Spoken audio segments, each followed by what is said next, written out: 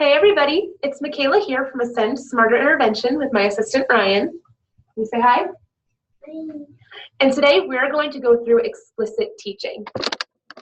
So whenever we teach anything, we want to make sure that we're teaching explicitly. This is what research supports in order for our students, especially our struggling readers, to learn best. Let me break that down a little bit. Whenever we teach something, we don't want to assume that our students have any of the background knowledge. We want to make sure that we teach every single rule. We also don't assume that they're just going to pick up on things. So oftentimes we'll see students that have to practice reading or spelling rules, and they'll work through the list, and the repetition that they have is assumed to then give them the knowledge they need. And this just isn't the case for a lot of our students. So in order to teach something, we need to make sure that we're teaching the rule and reinforcing the rule every time. So today, Ryan and I are going to do the beginning of our CK lesson. Now when we teach CK, we know this is a closed syllable and it comes after a short vowel sound. So to start the lesson, we obviously want to make sure that we are reinforcing that knowledge and making sure that Ryan has that knowledge before we start the lesson. You ready to jump in? All right, so before we go into this lesson, can you tell me what your vowels are? I-E-A-U-O. Good. Can you pull them off the board for me?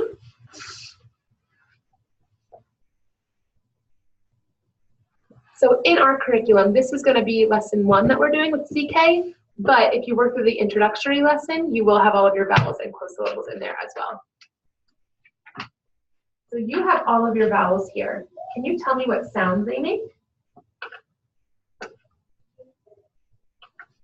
E-I-A-U-O. Awesome. So those sounds, or the letter names, like A or O, is what we call the long vowel sound. All of our vowels have 2 sounds. Did you know that? Very nice. So those were our long sounds. What's the other sound called?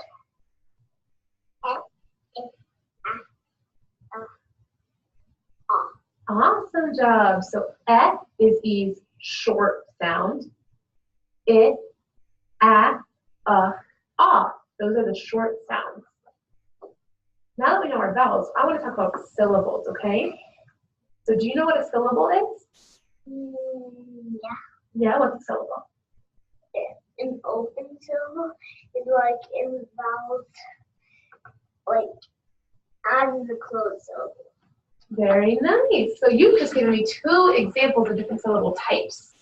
So our most basic explanation of a syllable, just a syllable in general, is a word or a part of a word with 1 vowel sound. Okay?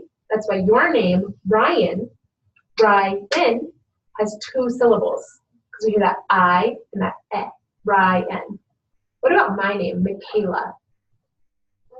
I hear mi, so I hear I, K, la. I, A, and Michaela.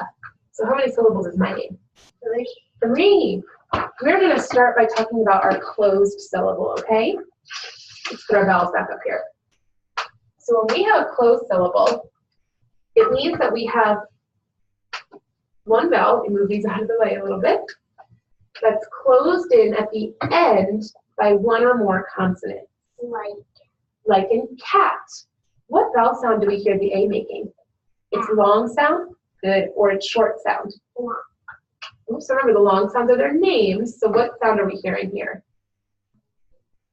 You said A. Is that A is long or short sound? Short. Short.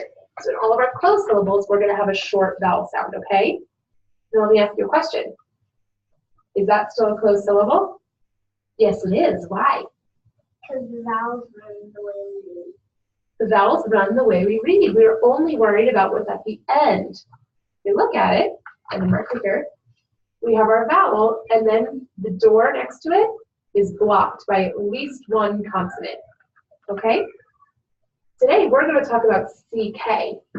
So, if we had, let's find our letters here. K and C. What word is this? Back. Back. We have a short A, we have an A, and it's closed in by at least 1 consonant. It's a closed syllable. So our A is going to say Ah, very good.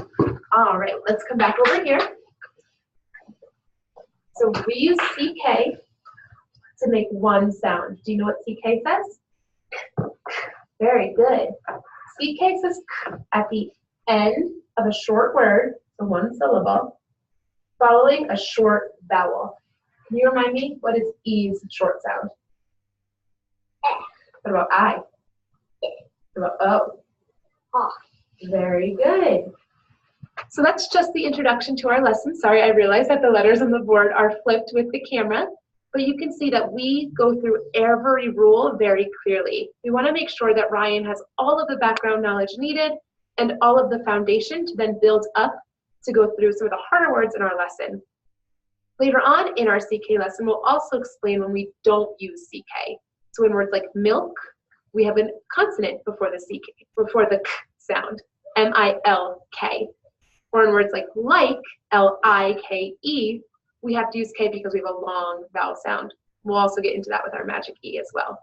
So we go through every single rule really clearly to make sure that Ryan understands all of it.